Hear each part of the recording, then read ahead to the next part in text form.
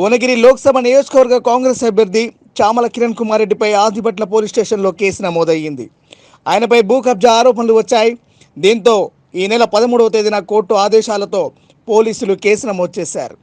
చామల కిరణ్ కుమార్ రెడ్డి రాఘన్నగూడలోని తన 200 గజాల ఫ్లాట్ కబ్జా చేశారని రాధిక అనే మహిళ ఫిర్యాదు చేశారు. దీంతో ఆయనపై 447, 427, 506 సెక్షన్ల కింద ఆదిబట్ల పోలీసులు కేసు నమోదు చేశారు. ఈ ఘటనపై ఆదిబట్ల సిఐ మాట్లాడుతూ ఫ్లాటును కిరణ్ కుమార్ రెడ్డి 2003లోనే కొనుగోలు చేసినట్లుగా డాక్యుమెంట్లు ఉన్నాయన్నారు. రాధిక వద్ద 2015లో ఫ్లాట్ కొనుగోలు చేసినట్లుగా పత్రాలున్నట్లు తెలిపారు. ఇద్దరి డాక్యుమెంట్లను తీసుకుని దర్యాప్తు చేస్తున్నామని పోలీసులు తెలిపారు. ఈ నెల 13th రోజు ఉదయం టైంలో మాకు ఒక కోర్ట్ రెఫర్ కంప్లైంట్ అనేది రావడం జరిగింది. కోర్ట్ రెఫర్ అంటే కోర్టు నుంచి ఫిర్యాదు చేయడము.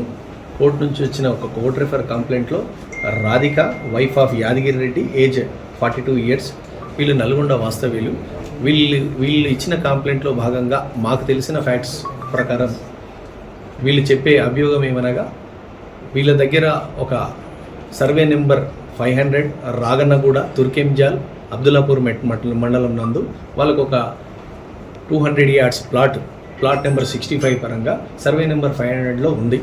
అటు ప్లాట్కి సంబంధించిన రిజిస్ట్రేషన్ 2015లో జరగడం జరిగింది.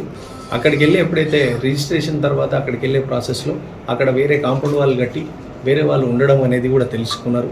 తెలుసుకునే క్రమంలో మా ప్లాటు వచ్చేసి వేరే వాళ్ళు ఆ ప్లాట్లో ఉంటున్నారు. మాకు సంబంధించిన వెరిఫికేషన్ చేసి దాన్ని వెరిఫై చేసి న్యాయం చేయండి అనే క్రమంలో వీళ్ళు కోర్టుకు అప్రోచ్ కావడం జరిగింది. కోర్టుకు అప్రోచ్ కావడమే కాకుండా ఇప్పుడు కోర్టు రెఫర్ కంప్లైంట్ అనేది ఈ నెల 13వ తారీఖు రోజు ఇవ్వడం జరిగింది. దాని విచారణలో మాకు తెలిసిన ఎన్విరాన్మెంట్ ప్రకారంగా చూస్తానంటే ఈ రాధిక అనే కంప్లైంట్కి సంబంధించింది ఇంకొక డాక్యుమెంట్ ఉన్నట్టుగా, అట్టి డాక్యుమెంట్ వచ్చేసి 1 కిరణ్ కుమార్ అండ్ రవికుమార్ పేరు మీదుగా ఉన్నట్టుగా తెలిసింది. ఇటు విషయంలో మేము వెరిఫై చేసిన డాక్యుమెంట్స్ ప్రకారం చూస్తే అవతల ఉండే డాక్యుమెంట్ వచ్చేసి 2003లోనే ఆ డాక్యుమెంట్ ఉన్నట్టుగా, ఆ 2003 నుంచి తర్వాత ఆ లింక్డ్ డాక్యుమెంట్స్ అన్నీ కూడా వెరిఫై చేయడం జరిగింది. ఇటు వెరిఫై చేస్తారంటే since 2000 after registration of second owner point of వ్యూలో కూడా వీళ్ళు పొజిషన్లో ఉన్నట్టుగా, కాంపౌండ్ వాళ్ళకు ఉన్నట్టుగా. మోర్ ఓవర్ కంప్లైంట్ క్రియేట్ చేసేది కేవలం 200 yards. అక్యూజ్ సంబంధించిన వాళ్ళ డాక్యుమెంట్ వెరిఫై చేస్తే వాళ్ళు 200 yardsలో సేమ్ సర్వే నెంబర్ 500 లిమిట్స్లో ఉన్నట్టుగా తెలిసింది. వాళ్ళ లింక్డ్ డాక్యుమెంట్స్ అన్నీ కూడా కలెక్ట్ చేయడం జరిగింది. వాటికి సంబంధించిన అక్యూజ్ పార్టీకి సంబంధించిన వాళ్ళందరూ కూడా అటు డాక్యుమెంటేషన్స్ కానీ అవన్నీ కూడా ఇవ్వడం జరిగింది. వాళ్ళు ఒక ఎలక్ట్రిసిటీ బిల్స్ కానీ అక్కడ ఉన్న ట్యాప్ కనెక్షన్కి సంబంధించిన బిల్స్ అన్నీ కూడా మాకు పోలీస్కి సబ్మిట్ చేయడం జరిగింది. వాళ్ళు చెప్పే ఎన్విరాన్మెంట్ వీళ్ళు ఎప్పటి నుంచో పొజిషన్లో ఉన్నట్టుగా, అక్కడ ఒక కాంపౌండ్ వాల్ కట్టి అందులో కొంతమంది నివాసం ఉంటున్నట్టుగా కూడా మా దృష్టికి రావడం జరిగింది. వీటికి సంబంధించిన బిల్స్ అన్నీ కూడా మాకు సబ్మిట్ చేయండి అని అంటే ఈరోజు వాళ్ళందరూ కూడా సబ్మిట్ చేయడం జరిగింది. అక్కడ పవర్ కనెక్షన్ బిల్స్ కానీ, ఎలక్ట్రిసిటీ బిల్స్ కానీ, వాటర్ కనెక్షన్ బిల్స్ కానీ ఇవన్నీ కూడా ఇవ్వడం జరిగింది. ఇటు కంప్లైంట్కి సంబంధించిన డాక్యుమెంట్స్ ప్లస్ వీళ్ళ డాక్యుమెంట్స్ అన్నీ కూడా విచారణ స్థాయిలోనే ఉంది.